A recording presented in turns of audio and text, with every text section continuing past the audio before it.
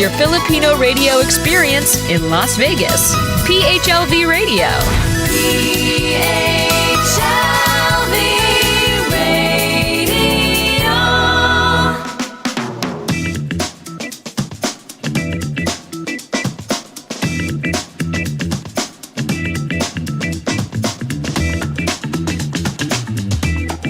Hello, good evening. It's Saturday night.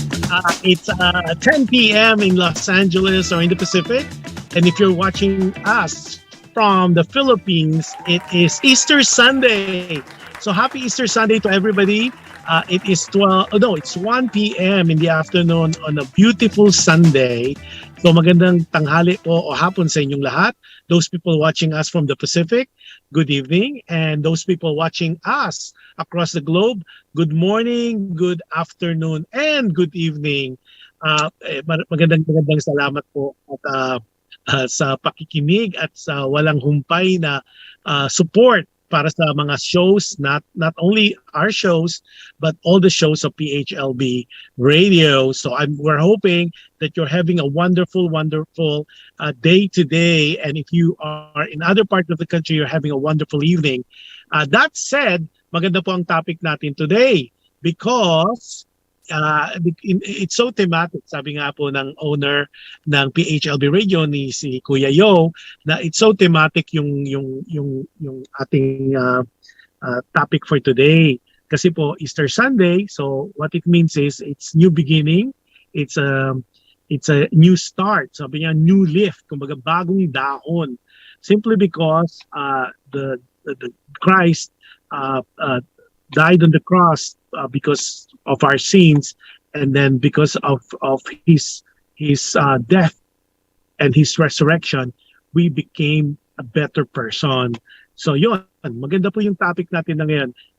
Bakit nasa huli ang pagsisisi ang title? So let me just go back and get my the letter sender. Okay, hold on. Sandali lang po at medyo nasa kotse na naman ako simply because alam niyo naman po ang internet connection, and I think I've said it so many times already. So ito po ang ating letter, and those people who are watching us, I will greet you and do a shout out, and please help us kasi maganda po yung topic talaga ngayon. It's so timely, especially for Easter Sunday. So if you have any comments, suggestions, advice, feel free to text po and we will make sure that we read it on air. Okay, ito na po. We'll start. Bakit huli ang pagsisisi? Sabi niya, Dear Kuya Jush, Ate Jen, magandang araw sa inyo. I wish you all the best for your shows. I want to write to you so your viewers and listeners might learn from my story. Ako po si Queenie. 45 years old, married, at a business owner. My story would start during my college days. Kuya Jush, Ate Jen, hindi kami mayaman, kaya working student ako during those days. I work at the company as an assistant at first before I was promoted into the manager position. It was not easy because I need to do it para sa education ko. Because of my studies, dami kong palpak sa pagmamanage ko ng kumpanya. Dahil sa incompetence ko noon, lagi akong napapagsabihan ng may-ari ng company. Sa dami beses kong nasabon at nasisita sa mga mali ko at pagkukulang, nag-isip akong magbitiw. I cannot accept na ang dami kong kamalian at the time.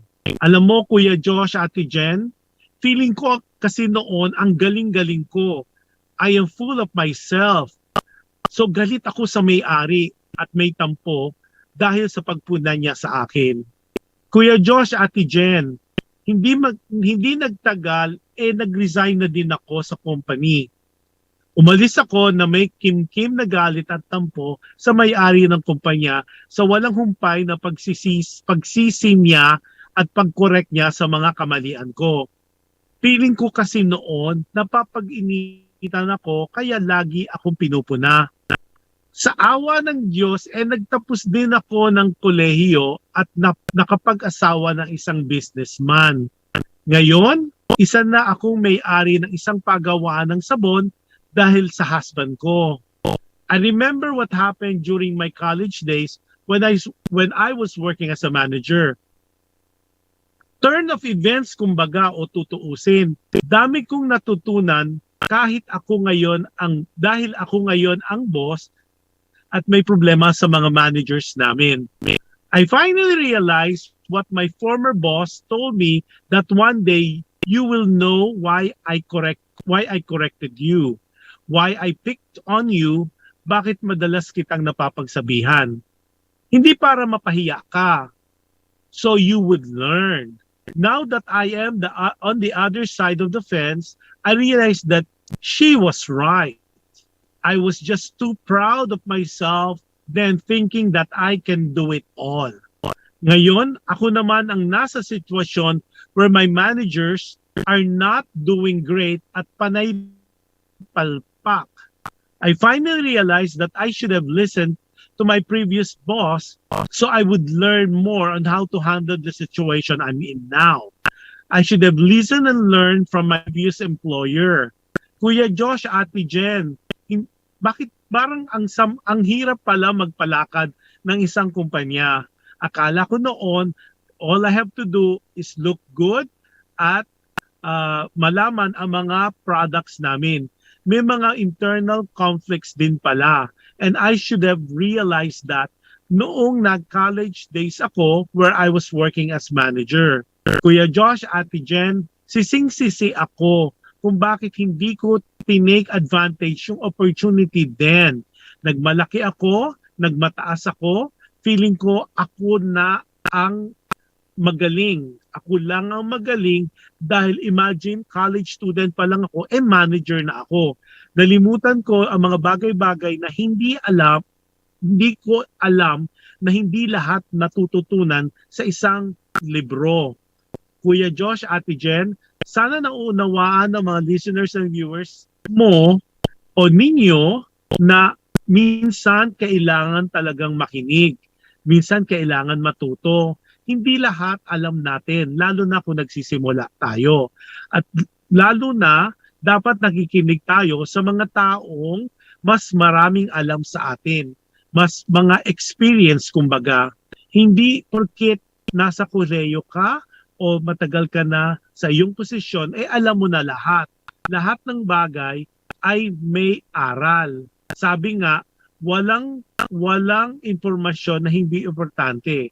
Or in English, information is power. Kaya nga importante na kung nasisita tayo ng ating mga bosses, baka iyon ay talagang may rason. Baka yun ay makakatulong sa atin in the long run at yun ay tataon lang na sa iyong kapalpakan ay ikaw ay napupuna. So instead na magalit ka, instead na magtanim ka ng sama ng loob, ay dapat magpasalamat ka pa. Dahil kung hindi concerned sa iyo yung boss mo, ay baka walang mangyari sa iyo in the long run. Sana po ay nakapulutan nyo ng aral itong storya ko. Sana po ay naiisip natin na kung nag-iisip tayo bago ang lahat, walang pagsisisi. Ang pagsisisi ay hindi kailangan na nasa huli. Yung iba nga sinasabi ang pagsisisi ay nasa huli. Pero kung imumulat natin ang ating mga mata, titingnan natin ang sitwasyon, iintindihan natin ang mga bagay-bagay, hindi naman pala kailangan nasa huli ang pagsisisi. Lalo na kung maagap ka at lalo na kung iniisip mo ang overall picture ng sitwasyon kung saan naroon ka. Sana po ay nakapulutan nyo ng kahit kaunting aral ang aking storya. Ito po, nagmamahal at nakikinig at sumusuporta sa Dear Kuya Jush, Ate Jen, Queenie. Hala, ang ganda ng storya ni Queenie ha. Very, very timely. Si Gingerberry Purple watching us from Lake Tahoe. Reno, Nevada. Feli Alfien, hello Feli, happy Easter. Jing, happy Easter as well. At doon po sa mga nanonood. So yun po ang storya ni Queenie. Aba, medyo maganda tong storya na to lalo na sa mga panong ito na bagong simula nga, like what I said earlier, it's an Easter Sunday, and for most people, especially from the Christian world and our Catholic sisters and brothers, this is very important. At whether you're Catholic, Christian, or any other religion, Happy Easter sa inyo. Oh, Jemu, how are you? Happy Easter! Si Jemu po ay napakagaling magluto ng mga pastries in LA. So she is based in Torrance, Carson area. So hopefully ma-feature natin si Jem one of these days sa Alam Mo Ba, para makita niyo yung kanyang mga puto pao at kung ano-ano pang sobrang sarap na nakakataba. Pero siya lang po ang nakitahan ko, and this is kind of segue before we continue our story, that kung namimiss nyo na po ang mga yung kanyang fishball, yung kanyang fishball na sa Pilipinas, you need to taste yung kanyang pong sauces, yung kanyang fishball sauces. Meron po siyang yung regular, yung sweet, yung spicy, at napakasarap, and you could easily buy it. Yun. So let's go back na sa ating kwento. Ayan, itong si CM Maguire. Ano kaya si Jerry Maguire? Si CM, sabi niya, siguro kaya tayo pinagsasabihan ng mga boss natin kasi nakikita silang potential sa atin. Tama, CM. Pareho tayo ng advice o kuro-kuro o pananaw. Minsan kasi, Queenie, at maganda yung storya ni Queenie. Sabi nga niya, may edad na siya ngayon, nung nagka-college siya, parang nag-assistant siya, tapos naging manager. Pero siguro dahil nga sa pag-aaral niya, hindi niya nahahati yung job as a student at saka duties as a manager. That being said, so sabi nga niya, she made so many mistakes, she made so many palpak, and then of course the owner, being that is a company, kinokorek siya, napapagalitan siya. Sabi nga niya, ang word niya, nasasabon siya. Ngayon, because of that, nagtampo siya. Tapos parang, di ba, minsan kasi pag bata ka, well, actually, it's not even age. Minsan kasi we feel na parang alam na natin, siguro nakapagtrabaho na tayo before, somewhere else, at ang galing naman natin. We forgot that everything is a learning stage in life.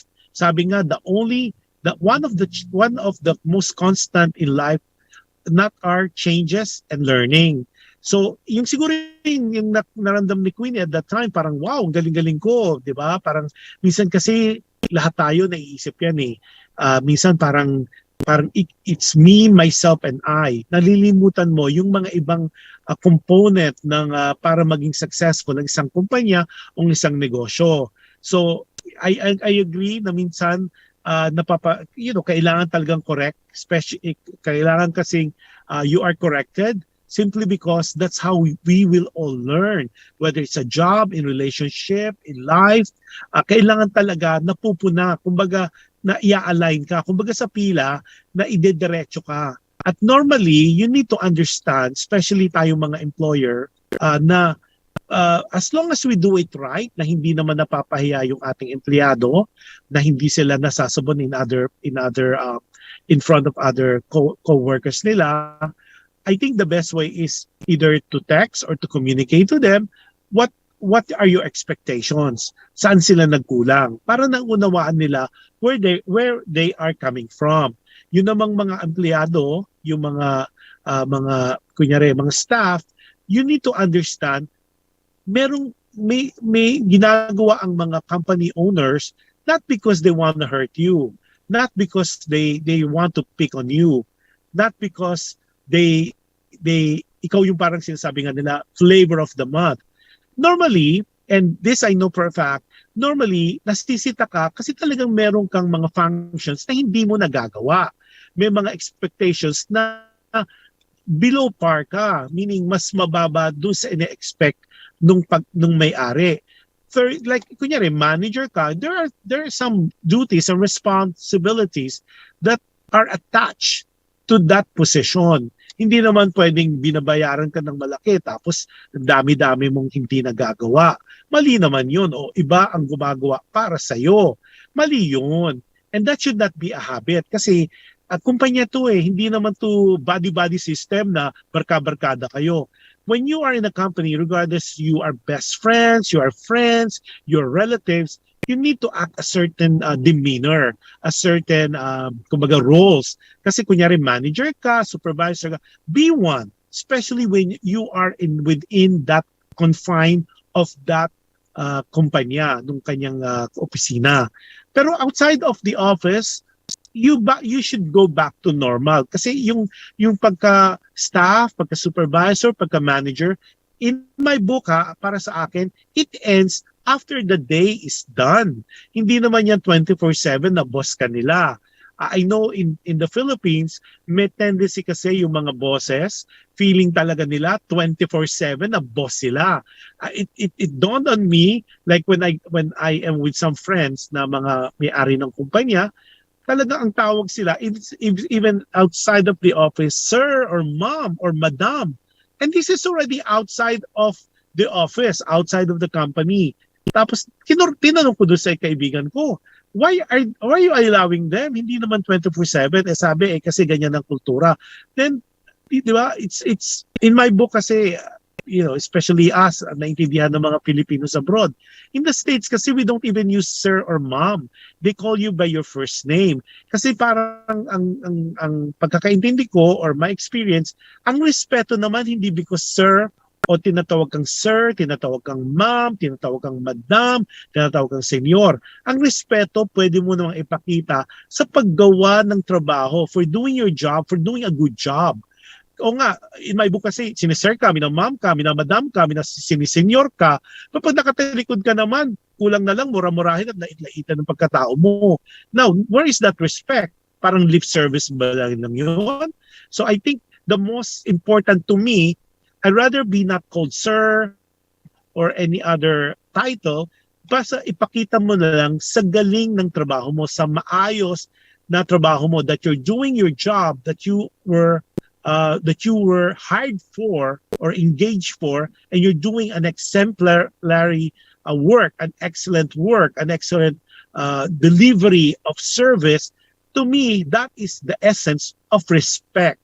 Doon mo talaga mapapakita instead of saying ma'am, sir, madam, senior. Mas maganda yata pakita natin sa ating trabaho and how we do it and how we deliver it. Okay, si Richard Lenares. Hi Richard, how are you? Happy viewing. Sabi niya, siguro imbes magtampo tayo sa boss natin, gawin na lang nating inspirasyon yung mga sinasabi nila kasi balang araw pwede rin nating gamitin. Di porket pinagsabihan ka, di porket pinagsabihan ka, ayaw sa'yo. Ang ibig sabihin lang nun, concerned sila sa'yo at ayaw kanilang mapahiya sa ibang tao, mapahiya or ibang tao pa ang sumita sa'yo. Napakagandang Richard, I agree with you 100%. O gawin pa nating 110%. Tama yan. Sabi nga niya, instead na magtampo ka, magalit ka, make it an inspiration. Sabi nga rin ni CM Maguire earlier, yung may care sila, sabi niya, pinagsasabihan ka ng boss mo dahil may potential siyang nakikita sa'yo. Tapos sabi pa nga ni Richard, gawin yung inspirasyon, okay, na balang araw pwede rin ikaw at pwede mo magamit yung mga puna sa'yo. As long na constructive criticism, meaning hindi naman yung nilalait yung pagkatao mo. Iba yung panlalait, iba yung pagpuna, pag-correct, o pag-aayos ng bagay-bagay sa kumpanya, pero iba naman yung lalaitin mo, yung damit mo, yung itsura mo, yung amoy mo, iba yun. Iba yung personal na attack. Sabi nga, personal assassination. Iba naman yun, or character assassination. Mas importante, yung trabaho lang. Sabi nga, kapag punahin yung trabaho. Punahin yung the way you deliver the job function, the way you perform. This is not necessarily personal na attack, okay? Sabi nga niya, Tama rin sabi ni Richard at i-echo ko lang. Sabi ni Richard, di porket pinagsabihan ka, ayaw sa'yo. Ibig sabihin nun, concerned sila sa'yo. Absolutely, tama. Kasi minsan, alam mo, minsan talaga, totoo yan. Minsan kasi people would, kahit sa kaming kaibigan, people would tend to correct you, feeling natin, nagkalit tayo, feeling natin, inaapi na tayo, feeling natin na they're just being mean to you. What you don't understand is they're just concerned, even with our friends, family, relationship. They're just concerned. Malalaman mo naman yan kung talagang may halong galit o may halong pangiinis lang o pagbubuli lang when they are basically correcting you or pinagsasabihan ka. Tapos, mas maganda nga naman, I like that. Sabi nga ni Richard, mas maganda na sila yung boss mo, yung supervisor mo o yung manager mo ang nagko-correct sa iyo. Kung ikaw yung manager supervisor, at least yung may-ari nagko-correct sa iyo, mas maganda sa kanila nanggagaling. Imagine kung ibang tao pa mag-correct sa iyo, mas nakakahiya 'yun because other people would even tell you the wrongdoings that you're doing. Yun, sa maganda. Ang galing salamat sa iyo. Si Cha Marcos is watching. Hi, Cha. Tapos sino pa? Teka, ang dami nagbibigay ng heart. Salamat po. At again, happy Easter sa inyong lahat. Tapos yun nga, kasi minsan ngayon, lalo na ngayon, dapat alam natin, especially in this day and age with the pandemic, 2.5 years na tayo na talagang we are walking on eggshells. So firstly, regardless whether you're a manager, supervisor, staff, employee, it is important that you understand and you realize how lucky you are. It is important that you know for a fact na when other people are struggling dahil they don't have a good job, here you are blessed with a job, lalo na kung may posisyon. That is so important to understand how lucky you are, how blessed you are, and that you need to be grateful. Kasi hindi lahat ng tao nabibigyan o nabibless ng trabaho, especially if you're given a position in a company. So, when you're given a position in a company, it is importante na mahalin mo ang trabaho mo, mahalin mo ang kumpanya, lalo na ang mga nagpapasweldo sa'yo. Hindi kailangang ikaw pa yung nagmamalaki, ikaw pa yung walang concern o walang pag-appreciate o pagbibigay importansya sa kumpanya. Kasi remember, kumbaga, sabi nga kung sa retail, di ba, customers always right. In this case, it's important na kung ano yung hinihiling ng kumpanya for you to deliver a good service, excellent service, that's what you need to give. That's what you need to provide. Okay, hello, happy viewing kay Sunny Francisco. Hello, Sunny. Hopefully you're having a wonderful day. Sunny is in Quezon City, Philippines. So hopefully you are enjoying your Easter Sunday. Yeah, so yung sa mga empleyado po natin na nakikinig, employer and staff, we need to understand the importance of being employed. Especially now, ang daming walang trabaho, ang daming nag-struggle financially, and dami pong naghahanap ng trabaho. And dun sa mga meron namang mga trabaho, be grateful that in spite of the hardship that we're going through, instead of being parang ano ka lang, kumbaga, going with the flow ka lang, easy ka lang. You always try to be more, not giving, but more understanding. Dapat mas open ka na to help, to be more creative, kumbaga, to help the company so the company can grow. The company can be bigger and better company than what you found it. Kumbaga, kuya, nag-start ka, nasa sales ka, kung ang kinikita lang nila is certain, find a way na makaka-contribute ka whereby tataas ang kanilang sales, tataas ang kanilang, kumbaga, ang kanilang kinikita. Kasi sabi nga, No man is an island. So kahit sa kumpanya, it is important that we understand na hindi tatakbo ang kumpanya by the owner themselves. Kailangan nila ng mga staff, kailangan ng mga supervisor, kailangan ng mga managers because that's how progress can be done or is done. Because yung kumbaga sabi nga, kahit parang sa pag-raise ng bata, it takes a village to raise a child.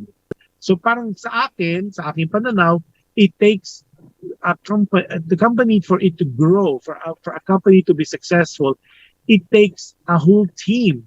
Kaya nga lumabas yung konsepto ng teamwork. Kaya nga, di ba, parang may jargon nga sa mga corporate, sa mga nagtatrabaho sa corporate na there is no I in the word team. Wala naman, di ba? Ang team po ay T as in Tango, E as in Edgar, A as in Apple, M as in Mary. Nasa nung I doon? Because what they're saying is hindi mo kaya mag-isa na magpatakbo ng kumpanya to make it very successful. You need people.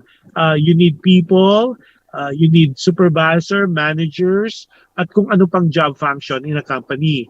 And also, doon naman po sa mga kumpanya, you need people like customers. Kasi kahit na may kumpanya ka, kung wala namang bumibili ng produkto mo, whether service, whether product, wala pa rin yun. It cannot be very successful. Now, doon naman po sa mga employer, I so happen to be one, you need to be more conscientious sa mga kaganapan din sa mga paligid kasi minsan we forget na minsan may mga pinagdadaanan din. It's not an excuse. Hindi rin po excuse na hindi natin naiisip yon. Minsan we need to be sensitive of people's feelings. It is very important na hindi mo rin ipahiya sila, lalo na sa mga peers nila. Pwede mong sitahin, in my book, pwede mo silang sitahin, pwede mo silang pagsabihan, pwede mo silang i-correct, pero do it in a kumbaga politically correct way. Wag mo silang mumurahin, wag mo silang pagsasalitaan ng masakit. Ang correct mo, yung trabaho. Hindi yung kanilang appearance, hindi yung kanilang pananamit, hindi yung kanilang demeanor. Basta ilagay mo lang sa confine of the job itself. I think if you do that, then it would be a very productive, harmonious relationship in that company or for the company. Hello to Edita Berdoro Lomongo Francisco Haba. Hello, Edita from, I think, Quezon City. Hi, Edith. How are you? Happy viewing sa'yo. At happy Easter as well. Okay, sino pa yung mga viewers natin? Baka may na-miss ako. Oh, si Gina Marcos also is viewing. Hi, Gina Marcos. Happy viewing from Banay, Laguna. How are you? Happy viewing. Okay. Yun. So yun po ang ano natin. Yung mga nagkikinig po, what do you think? Tama ba na magtampo siya sa kanyang employer? Tama ba? Ito nga, reversal of fortune, di ba? Kumbaga dati, siya yung napapagalitan, siya yung kinokorek. Ngayon, siya naman yung nagkakaroon ng problema. Sabi nga, reversal of roles. Yung nga, sabi nga nila, di ba? Parang sa magulang din, di ba? Minsan narinig natin with our parents, remember? Sabi nila, when growing up, at dami nating gustong gawin. Parang naiinis tayo sa magulang natin for being so strict with us. Tapos, lagi sinasabi ng magulang natin, ay nako, malalaman nyo rin yan pagdating ng panahon, pag naging magulang kayo. Malalaman nyo rin ang mga bagay-bagay once you become a parent. Palalaman nyo rin na we're being like this to you, not because we want to hurt you, we want to pick on you, but simply because we want to correct a behavior, a attitude per se, simply because that's the only way you could be a better person. You could be the best version of yourself. So that being said, we need to look at the overall picture of the intent, of the intention, why you're being corrected, why you're being not you're being sometimes we're being scolded or we're being told uh, of things that we need to correct in our behavior, in our character. Because in the long run, that totoo yun. In the long run, we become a better person. Yun. Tapos, ano pa yung sinabi ni Queenie? Queenie, maraming salamat for sharing your story with us. It is important with that minsan talaga, di ba, ito pong kagandahan nitong show natin, this is it's a learning show technically kasi when we first started with Ate Jen and I started the show, um, we didn't realize that it would not only help people, but it also would help ourselves. Why?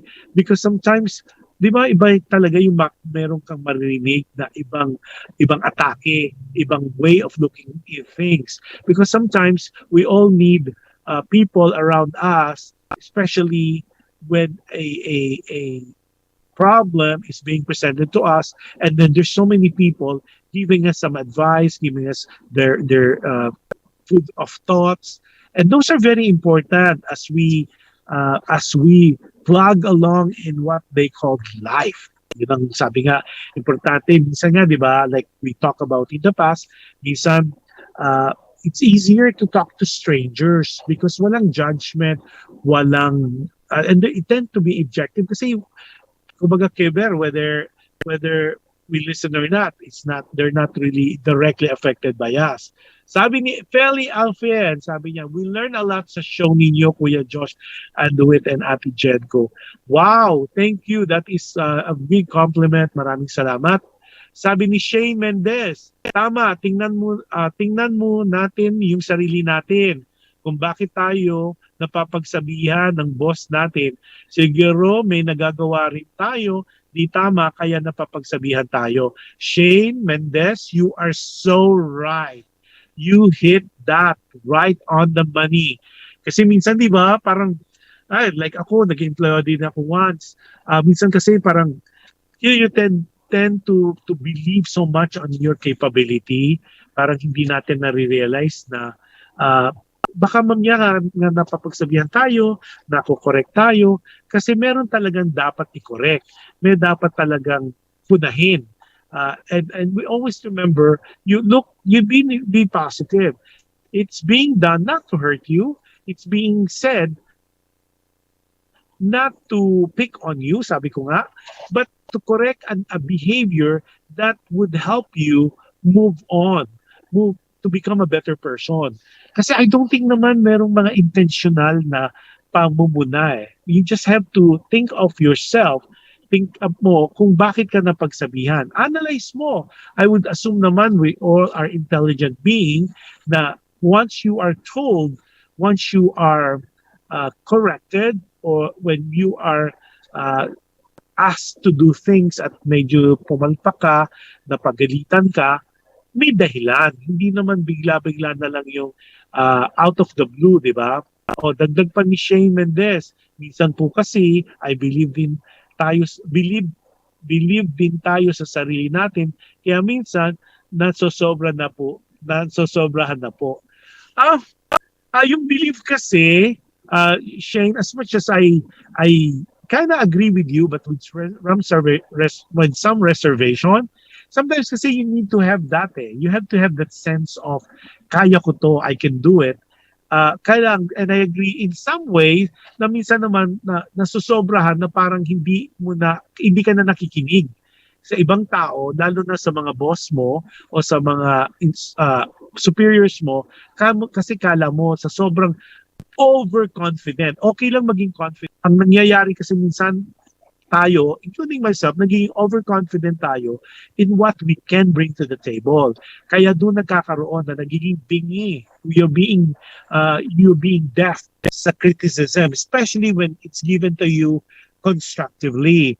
So, bottom line is, kailangan talaga, first we need to understand bakit ka napagalitan. We need to understand why that situation came about. Now, you need to be honest to yourself. Were you corrected simply because of being corrected, or you were corrected simply because there's some things you have done na it can be detrimental to the success of the company? Uh, you need to, kumbaga, introspection muna. Hey, bakit ba ako napagalitan? Hey, bakit ako napunta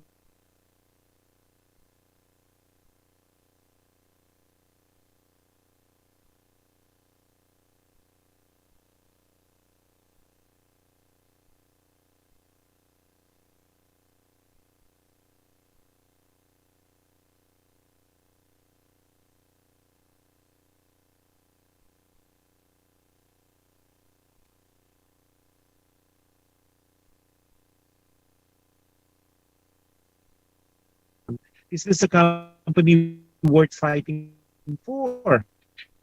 Is this a pag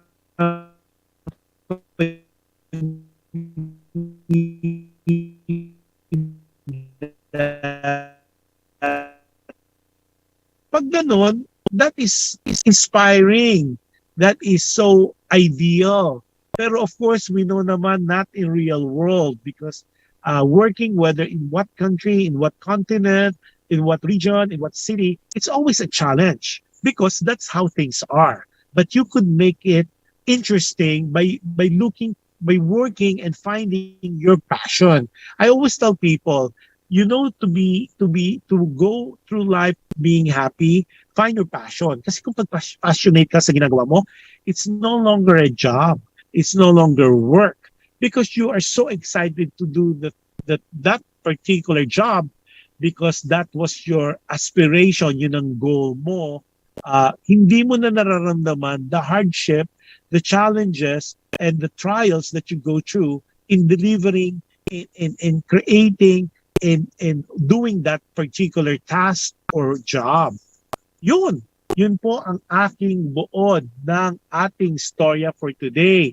So, hopefully that this is Easter Sunday at for people outside of the Philippines, it will be Easter Sunday soon. So hopefully this is like what I said earlier, it's a new beginning, it's a new start, it's a new lift. Kumbaga, bagong sibol. We could start all over again kasi a lot of people thinking, pagkapasko lang, bagong taon, bagong you. No, any time. Wala namang pong time limit where you could change, where you could make yourself better than where you were before. These are just things that you need to incorporate. Ito lang po, ang Easter Sunday is paalala na from the dark side of our life, there's always hope, there's always strength, there's always the guidance that the good Lord would provide you with. You just have to trust. You just have to believe. You just need to know and hold to that faith that things will get better. Sabi nga, total surrender. I know it's kind of weird that we feel that way, but sometimes talaga, sabi nga, only the good Lord or whoever you adore or you give your reverence to could really be the master of your destiny. Like what I said in past shows, I believe now, especially now, that it's only siya lang talaga. Hindi ka pa pinapanganak, may plano na sa'yo. Nagkataon lang na minsan, nagkakaroon ng problema, nagkakaroon ng parang challenges dahil matigas ang ulo natin. Sabi ni Mabangis, no? Para namang troll na to. Parang ano to para namang tong GMA 7, Dream, Believe, Survive. Ano to? Starstruck. So parang ano to Mabangis, what a name. Mabangis ka ba talaga? So anyways, yeah, you just have to total surrender, especially now. 'Di ba? Wala naman, like what I said in the last show, hindi naman natin naisip na in our lifetime magkakaroon ng pandemya.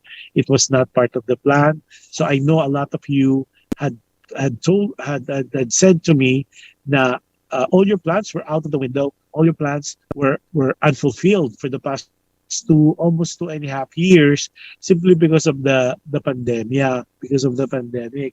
So hopefully with the vaccinations being here and being done across the world, things will get better. And hopefully, sabi nga nila, kasi I don't believe the new normal eh. I could see a world where there would be no mask worn anymore. Uh, there would not be any face shield, and then everybody will go back to normal, whatever normal that would be.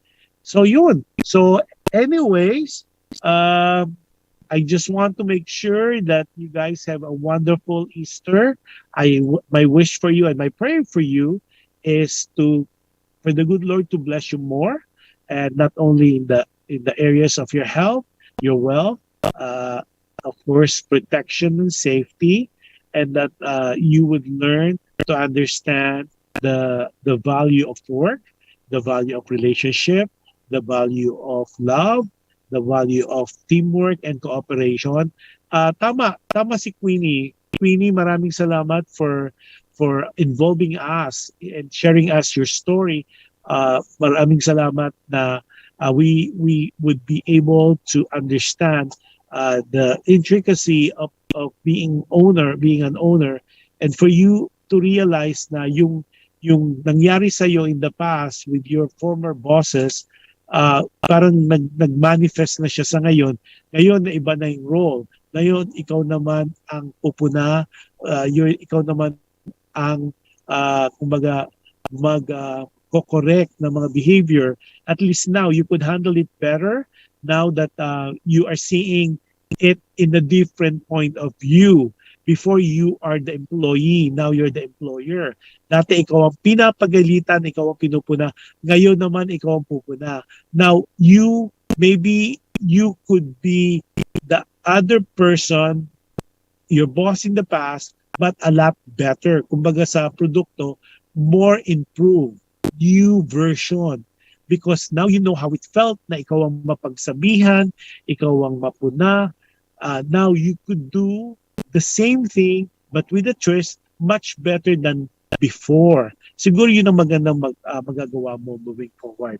But again, thank you for your trust. Thank you for everybody who's been supporting us. Yung alam mo ba with Josh Andowit every Friday and Saturday, well, sa Friday in the States at 9 p.m. or whatever time it is in different time zone, but in the Philippines it's 12 noon on Saturday. And then of course this dear Kuya Josh and Ate Jen, it's every Sunday in the Philippines, but it's every 10 p.m.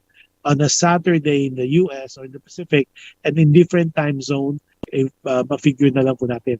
Now, just to let you know, before we end, live na live po kami lagi on PHLB Radio Facebook page, PHLB YouTube channel. So if you are not a subscriber first, what you need to do is just like, share, and subscribe.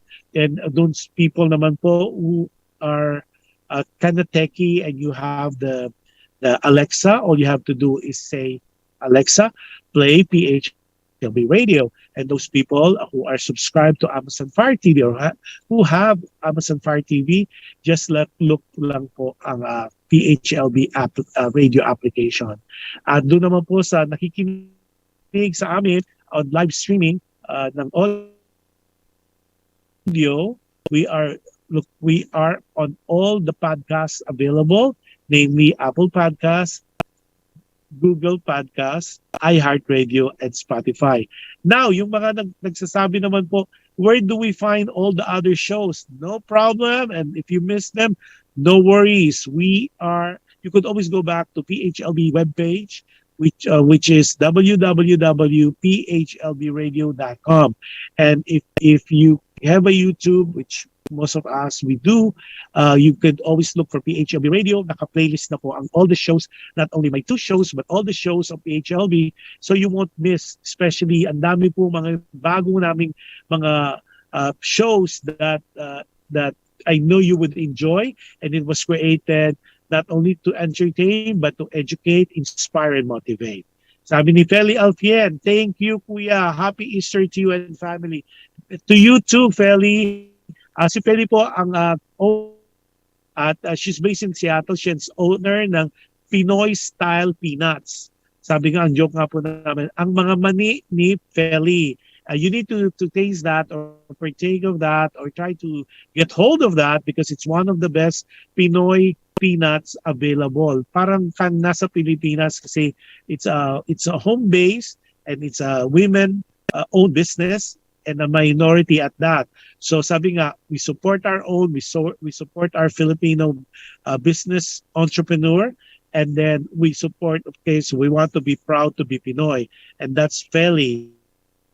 And I believe to this day her Manini Peli or Manini Feli or the Pinoy style peanuts are available in Seattle, in Seafood City, also in some branches of Seafood City in Nevada. I believe Maryland and other that. Oh, see, sabi niya, it's available already, Kuya, sa Seafood Arroyo in Las Vegas. Wow, congratulations. Dumadami na ang mga outlets ni Feli ng Pinoy or Pinoy styled peanuts ni Feli Alfien. So if you are in that area, Seattle or Las Vegas, look for it. Hindi po kayo mapapahira. It comes in different styles and different flavors. So it's really one of those mani na talagang dapat ninyong matikman. Yun ang mani o sarap na binabalik-balikan. Oh, si Alexander Francisco humahabol. Be thankful tayo sa boss natin. Kasi kahit papaano na-notice nila tayo, kahit sobrang busy nila at gusto pa nila tayong turuan ng tama. Kasi, di ba, alam naman natin, yung ibang boss walang pakialam. Alam mo, that is so true. Yun din ang sinabi ni Richard kanina. Si Richard Yanares. Sabi nga niya, it is important na ma-realize natin na may reason why we're being corrected and why we're being kumbaga, minomodify yung ating natuturuan tayo simply because may care, may concern. And that, ayan na. That said, magpapaalam na po tayo. Maraming salamat po sa walang humpay, walang sawang pagsuporta sa show at sa mga nag-participate po ngayon. Maraming salamat po sa mga comments nyo, mga advice nyo, at mga walang sawang pagsulat po, pag-text, pag-Viber sa mga storya nyo. Marami po tayo naka-line up. Next week po, as a matter of fact, ang next week topic natin, teka mo, before I give you the next week topic, si Feli Alfien, Filipino style peanuts, must message us if anyone wants to order. Thank you for the mention. Walang problema. That's why we're here, is to help. Okay, just po lang to give you a heads up. Ang next topic po for next week, medyo exciting. Ang Mahalay na Kahapon. Mahalay na Kahapon po ang title. So, yun po, medyo interesting ang ating topic for next week. So, I can't wait for you guys to hear the letter. At basta, you need to be there to be able to understand what I'm talking about. Mahalay na Kahapon po ang topic next week.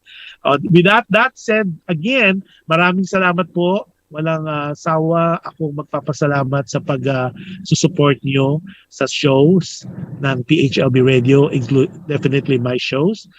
Again, Thanksgiving po.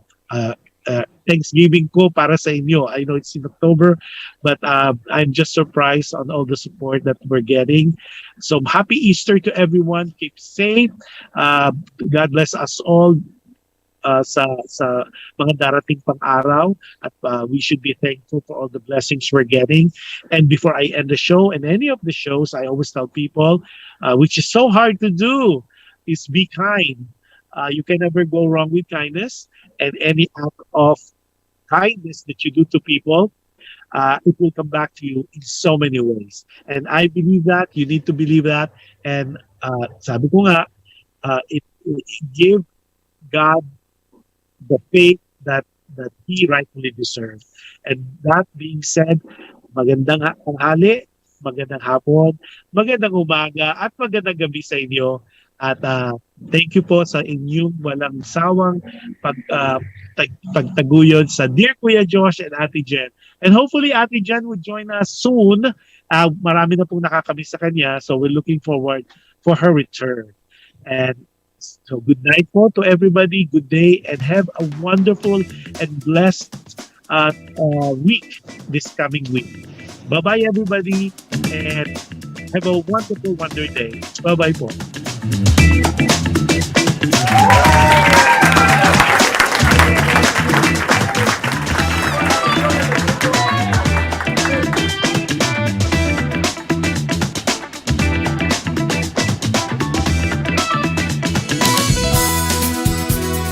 Just like a friend from back home. This is your Filipino radio experience in Las Vegas. PHLV Radio. PA